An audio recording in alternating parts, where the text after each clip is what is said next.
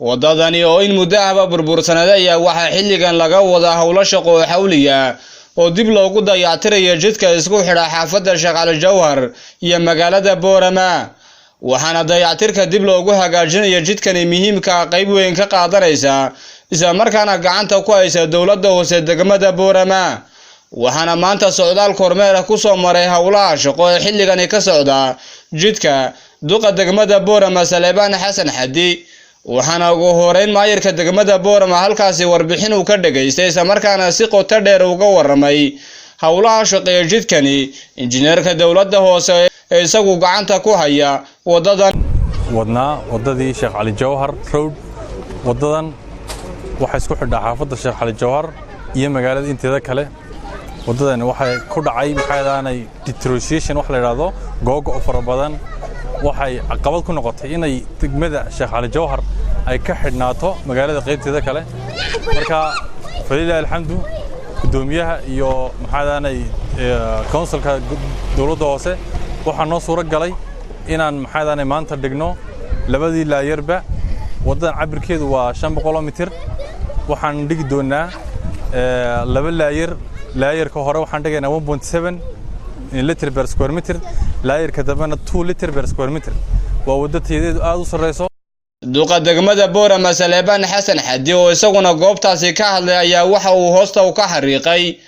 inay ka jawaabeen cabashadii dadweynaha ee ku aadanay jidkani waxaana uu dardaaran u diray xaafad weynta Sheekh Cali Jawhar jidkana hadii aad ka cabay jirteen awal ayna xaafadda Sheekh Cali Jawhar iyo guud ahaan bulshada reer Boorama waan idin dhamaystirnay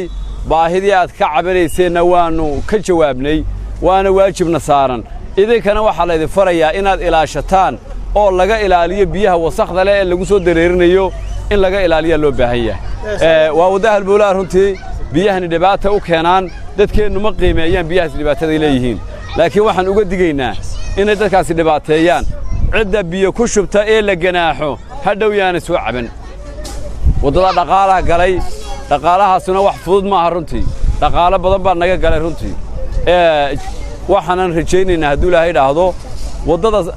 afraad ee nimanka u gudbaynaa inay noqoto ta isku xidhaysa bacadlihii hore iyo xaafadda Faaraxiyo ta isku xidhaysa inay noqoto oo 2 kiiloomitir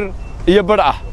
oo meesha ugu muhiimsana aad iyo aad maasantiin geesta kale maayirka degmada Boorama Saleebaan Xasan Xadi isagoo hadalkiisa sii wataya waxa uu ka hadlay qorshaha uga yaala godka qashinka ee magaalada isagoona sheegay in sida ugu dhaqsiyaha badan uga hawlgalayaan godkaasi waxa noogu xigi doona baahiyaadka bulshada markaan ka turjumayno waa godkii qashinka oo magaalada gudaheega noqday way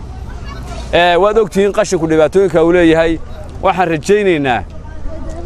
isaguna inuu buweega noo bilaabmo hadduu Ilaahay dhaahdo waa Imraan Xuseen Aadan wararka muuqbaaya telefishinka caalamiga Star TV Boorama.